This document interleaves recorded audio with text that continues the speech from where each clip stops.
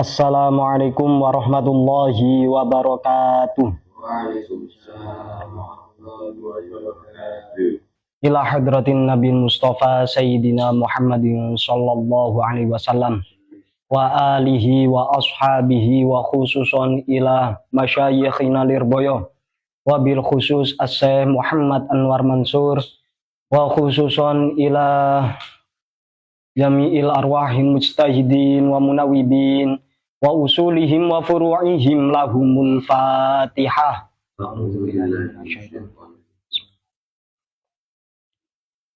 Ar-Rahmanir-Rahim.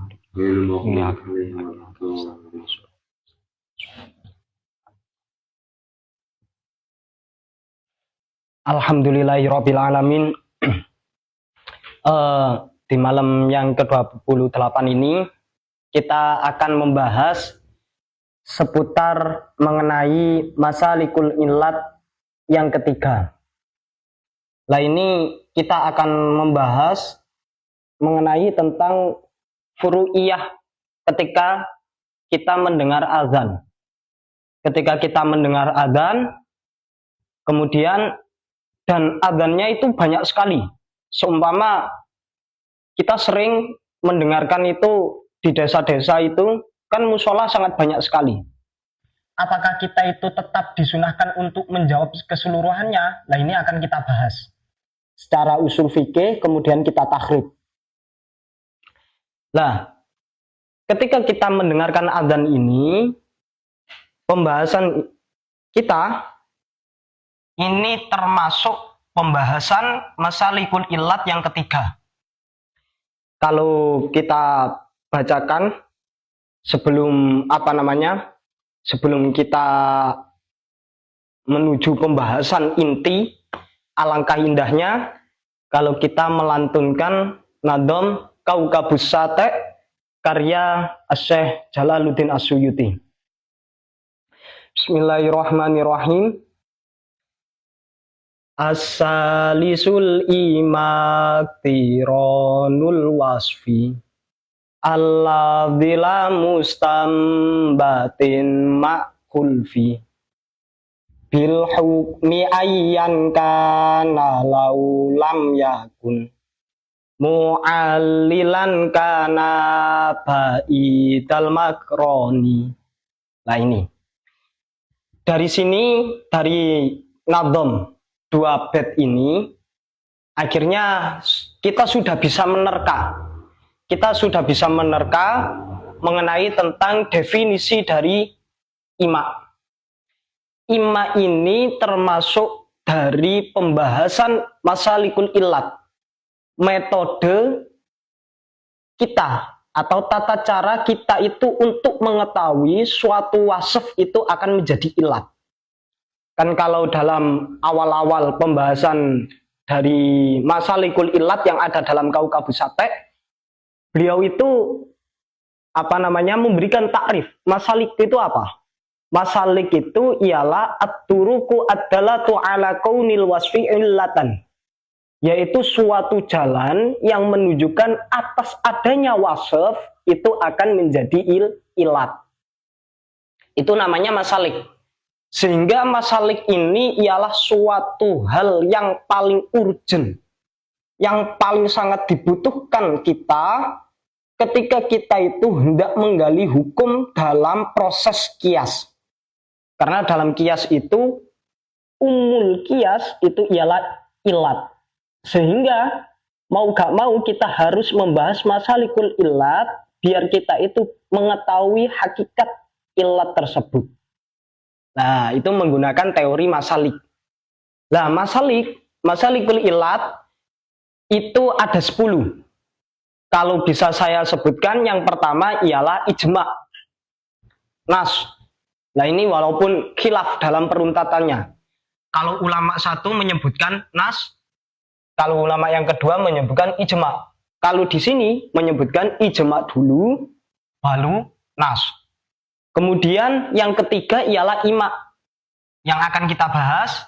Kemudian yang keempat ialah sabru wa taksim. Kemudian al-munasabah. Kemudian asyabah. Kemudian ad-dawron tordu, kemudian tangkihul manat, sama ilghaul farik. Lain tuh. Ini semua bentuk-bentuk masalikul ilat.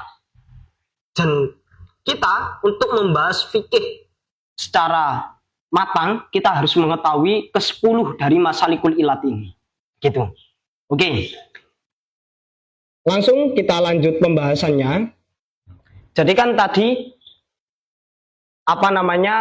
yang ketiga itu ialah al-ima ittironul wasfi. Kalau dari jam'ul jawameknya tadi kan sudah sudah saya sebutkan nadom dari Kaukabus Sate. Nah, sekarang kita lihat dari jam'ul jawameknya. As-salisu min masalikil illat al-ima'u wa huwa iktironul wasfi al-malfud kila awil mustambat bihukmin walau kana al-hukmu mustambaton kama yakunu malfudhon lau lam yakun ditaklil huwa ay al-wasfu au nadhiruhu li nadhiril hukmi kana dhalikal iktiron ba'idan. Nah, kalau kita jelaskan begini, penjelasan dari ima ialah iktiron wasfi. Wasfunya yang kelak akan menjadi ilat, dia itu bersamaan dengan hukum. Entah itu wasfunya yang al-malfud, berarti tertera dalam teks hadisnya, atau al-wasfunya itu mustambat. Jadi kan al-wasfu ada kalanya al-wasfu al-malfud, ada kalanya al-wasfu al-mustambat. Begitu pula hukum. Hukum juga ada hukum yang al-malfud, atau kalau kita bahasakan enak itu bukan malfud. Tapi bahasa enaknya itu ialah soreh. Ya, disebutkan secara jelas, gamblang. Atau yang diistimbati. Jadi wasfu ada kalanya malfud sama mustambat, kemudian hukum juga begitu, ada kalanya malfud, ada kalanya mustambat. Mustambat itu apa? Mustambat itu ialah suatu hukum atau suatu wasfnya kita itu perlu pengkajian, perlu kita teliti, itu yang disebut dengan mustambat. Kalau malfud itu jelas, jadi begitu. Kemudian ya, adanya sisi bersamaannya wasfu dengan hukumnya. Ya, wasfu dan hukum ini bersamaan akhirnya menuntut adanya wasfu yang disebutkan itu menjadi ilat dari suatu hukum itu ada. Entah itu malfud ataupun mustambat. Saya berikan contoh.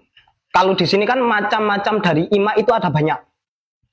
Lah ini kahukmihi ay asyari' ba'da sima'i wasfin kama fi hadisil a'robi waqtu ahli fi nahari Ramadan faqala atik rokobatan. Lah, Nabi Muhammad ketika ditanyai oleh seorang budak A'robi, bukan budak, seorang A'robi. Seorang A'robi itu tanya pada Nabi Muhammad, wahai Nabi, saya telah melakukan hubungan badan dengan istri saya di siang hari bulan Ramadan. Akhirnya sama Nabi Muhammad dijawab, aktik rokobatan, merdekakanlah budak. Nah, aktik rokobatan ini kan hukumnya. Yang mana hukum ini, jawaban Nabi ini bersamaan dengan pertanyaan yang dilontarkan oleh seorang Arabi itu, apa waqtu? Berarti kalau kita simpulkan adanya waqtu atau al-wiqa ini akan menjadi wasf. Wiqa ini akan menjadi wasf. Yang mana wasf ini akan selaras dengan hukumnya. Mau gak mau akhirnya wasf yang al-malfud ini dia menjadi ilat. Begitu maksud dari ima. Wasfunya berupa al-wiqa atau jima ini selaras iktiron dengan hukum yang dijawab oleh Nabi Muhammad berupa akti rokobatan. Seperti itu. Nah, gambaran imak kalau apa namanya? Kalau secara enaknya begitu. Gambaran tipis. Oke, akhirnya macam-macam dari imak ini aslinya juga disebutkan. Kalau kita mutola'ah lubul usul, wayatul usul bersertaan torikohnya, di situ dimaknai dalam lubul usul. Kalau bisa kami bacakan, as-salisu al-ima'u wa huwa iktiranu wasfin malfudhin bihukmin walau mustambaton laulam yakun li taklil huwa au nadiruhu kana ba'idan kahukmihi ba'da sima iwasfin. Nah, dalam lubul usul pula yang menjadi ringkasan dari Jam'ul Jawame menyebutkan teks yang sama tentang pentakrifan masalah ima. Ima itu aslinya kalau secara bahasa itu simpel aslinya. Ima itu kalau secara bahasa ialah isyaroh. Akhirnya titik kesamaan antara secara istilah sama secara luhut mengenai definisi ima itu kan, oh berarti akhirnya kita tahu di situ wasofnya memberikan isyarah, wasaf itu memberikan isyarah, kalau wasaf itu kelak akan menjadi ilat tentang hukum yang ada, begitu. Kalau istilahnya yaitu iktiranu wasfin malfudin. Nah, kalau dalam kitab-kitab yang lain, kalau dalam salah satunya Thariqatul Husul, Syekh Sahal Mahfud itu memberikan nama lain dari ima. Nama lain dari ima itu ialah at-tambih. Itu. Qauluhu al-ima wa yusamma aidon at-tambih. Lah, sudah. Kemudian kalau apa namanya? Beliau Syekh Sahal Mahfud itu kan di situ ada kata-kata iktiranu wasfin malfudhin bi hukmin walau kana al hukmu mustambaton. Lah, al wasfu di sini wal muradu bil wasfi huna lebih ditambahi penjelasan oleh Syekh Sahal Mahfud. Wal muradu bil wasfi huna ma yashmalu asyarta wal ghayah wal istisna. Wasfu di sini yaitu yang mencakup pada syarat, kemudian ghayah, kemudian istisna. Nah, berarti ketika kok nanti ada al-wasfu yang bersamaan dengan syarat ghayah ataupun istisna, ini bisa kita statuskan termasuk kategori masalikul illat yang ketiga, yang kelak akan kita bahas dalam furu'iyah orang yang adzan. Begitu. Nah, kemudian termasuk dari pembagian termasuk dari pembagian masalikul termasuk dari pembagian ima, salah satu contohnya yaitu katartibil hukmi alal wasfi. Nahwu akrim al ulama fatartibul ikram alal ilmi laulam yakun li iliyatil ilmi lahu lakana ba'idan. Lah, termasuk kan ima itu macamnya ada banyak. Ima itu macamnya ada banyak. Kalau tadi hukum ba'da sima iwasfin. Sima iwasfin kan dari pertanyaan Arabi kemudian berikan hukum. Kalau ini ialah tartibul hukmi alal wasfi. Tartibul hukmi alal wasfi berarti antara hukumnya besertaan wasfnya itu runtut dalam satu pembahasan. Seperti itu. Contohnya apa? Akrim ulama. Akrim al ulama. Berarti kalau kita pahami, muliakanlah ulama. Nah, di situ Fatartibul ikram alal ilmi laulam yakun li illiyatil ilmi lahu lakana baidan. Meruntutkan hukum memuliakan kita kepada ulama berarti memberikan pemahaman selain ulama gak usah dimuliakan. Kan begitu. Berarti kita itu ikram itu sebagai bentuk dari apa namanya? Bentuk hukum, kita harus memuliakan. Al ulama itu al wasfunya. Berarti disifati al ulama orang-orang yang ngalim. Kita disuruh memuliakan orang-orang yang ngalim. Memuliakan hukum, al wasfunya al ulama dzul ilmi, orang yang mempunyai ilmu. Nah itu. Berarti akhirnya orang yang mempunyai ilmu dia itu akan menjadi wasaf. Seumpama al ulama itu tidak menjadi wasaf atau tidak menjadi ilat, maka ini akan sangat jauh sekali. Dikarenakan hukumnya sama wasafnya ini selaras. Ada sisi titik keselarasan. Kalau sampai nggak dijadikan ilat lah ini malah bahaya. Oke. Dalam apa namanya? Dalam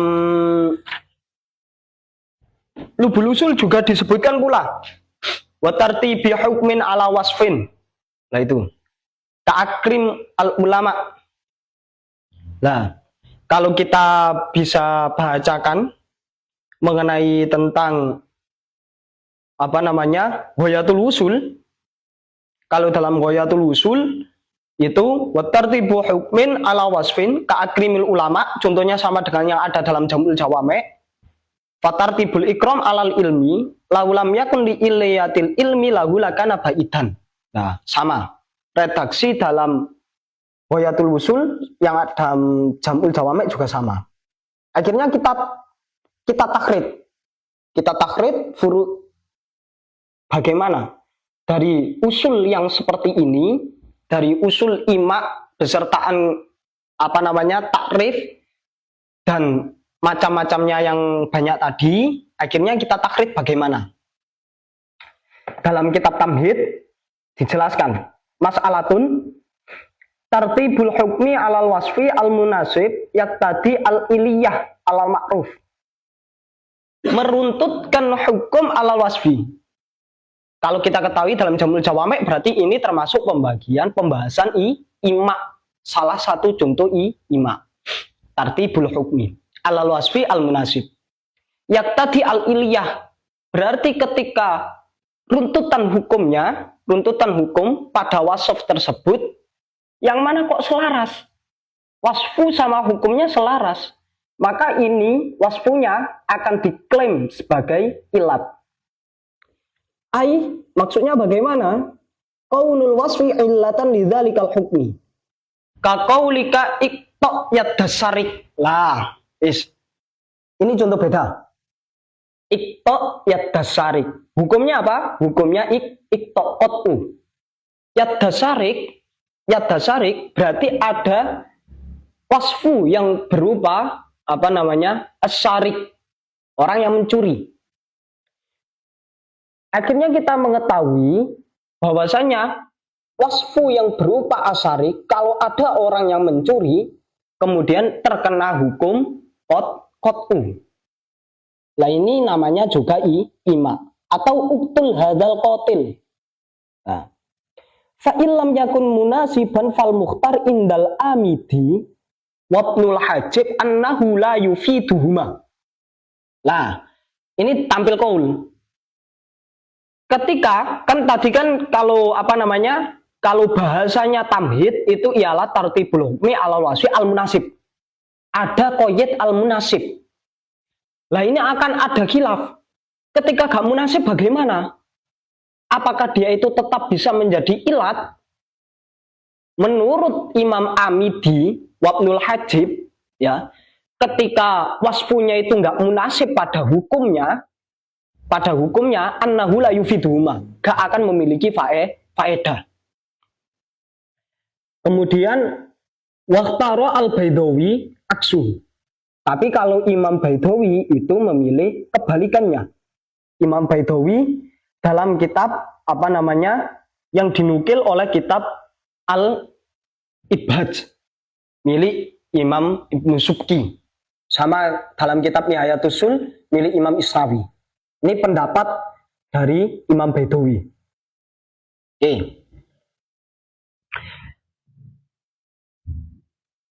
Dalam artian maksudnya bagaimana?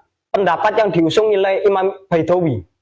Wastadallah alihi bi anna qaulal qail ahinal alim wa akrimil jahil mustaqbahun ala anna dzalika qad yahsunu li ma'nan akhar fadalla ala annahu li fahmi ta'lil. Lah, Imam Baidawi menjelaskan seperti itu. Dibalik, caranya itu dibalik. Ada orang mengucapkan hinakanlah orang alim, muliakanlah orang bodoh.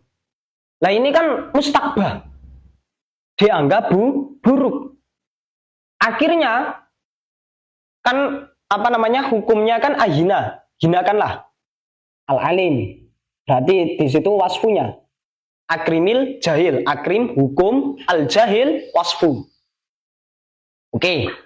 Nah ini terkadang memiliki suatu sisi makna yang baik dari sisi makna yang lain.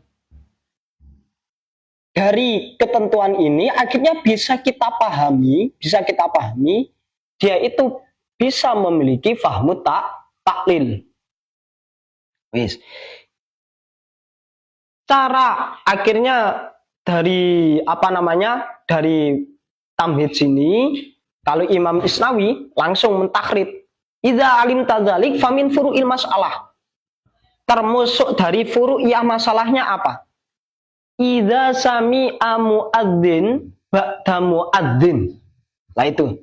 Ketika saya mendengarkan muadzin ba'da muadzin. Dalam suatu desa, kalau saya praktekkan, dalam suatu desa, itu orang yang adzan katakanlah ada 5. Apakah kita masih ada kesunahan untuk menjawabnya? Berarti kalau kita pahami dari hadisnya, idza sami'tum al-muadzin faqulu mislama yaqulu. Itu hadisnya. Ada kata-kata idza sami'tum. Tadi sudah saya katakan, kalau ima itu salah satunya ada yang menggunakan syarat. Wasfunya ada syaratnya. Berarti wasfunya yang ada syaratnya dalam ungkapan Nabi Muhammad yang mengatakan idza sami'tum, berarti al-wasfunya ialah sami'a.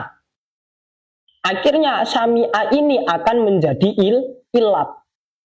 Fakulu mislama yakulu, berarti di situ hukumnya kita harus mengucapkan apa yang diucapkan oleh Nabi. Bis. Berarti wasfunya idza sami'a, hukumnya fakulu mislama yakulu. Itu. Ini kan runtut. Tertibul hukmi ala wasfi. Hukum di belakang, wasfunya di depan.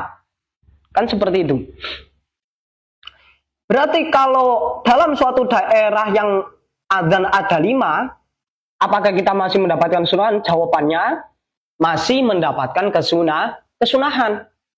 Jadi kita itu masih disunahkan untuk menjawab. Sumpama di masjid A itu adzan duluan, kemudian di masjid B adanya adzan lagi setelah yang ada di masjid A, kemudian di musola C, musola D, dan lain sebagainya sampai 5. Ini semua tetap disunahkan untuk menjawab dikarenakan apa? Dikarenakan ada sisi idza sami'tum, ilatnya masih ada. Yang penting kita mendengarkan. Idza sami'tum, maka kita masih disunahkan. Fal muhtar istihbabu ijabatil jami'. Lah itu kalau dalam tamhidnya. Menurut pendapat yang muhtar, kita masih disunahkan untuk menjawab keseluruhan adzan. Nah, hadisnya itu idza sami'tum al-muadzin faqulu mislama mayaqulu. Illa annal awwala muta'akkidun yukrahu tarkuh. Nah itu. Tapi walaupun semuanya tetap disunahkan adzan, cuman yang lebih disunahkan itu yang pertama. Mana yang adzan pertama? Yaitu yang disunahkan. Seperti itu. Akhirnya apa? Seumpama ditinggalkan hukumnya makruh. Kadza qalahu An-Nawawi fi Syarhil Muhadzab. Ini ialah pendapat yang diusung oleh Imam Nawawi dalam kitab Syarah Muhadzab. Oke, akhirnya dari sini pula memberikan hukum yang kedua. Yang kedua yaitu ketika orangnya itu tuli. Apakah dia itu memiliki kesunahan adzan ketika dia melihat orang yang adzan? Maka kalau secara usul fikih, kemudian dengan metode tahrij yang seperti ini, maka hukumnya orang yang tuli, tapi dia melihat orang yang adzan, maka tetap tidak disunahkan. Kenapa? Karena dia tidak mendengar. Karena ilatnya harus mendengar. Akhirnya orang yang tuli tidak memiliki kesunahan. Seperti itu. Kalau secara Kalau secara metode usul fikih. Nah itu. Kemudian ini wa minha law alima annahu yu'adzin walakin lam yasma'hu dibu'tin aw somamin qala fi syarhil muhadzab al mutaja annal ijabah la tusyra'u lahu. Itu ibaratnya. Ibarat yang ada dalam kitab Tamhid. Orang tahu ada orang azan, tapi dia nggak mendengarkan karena daerahnya jauh atau karena dia itu tuli.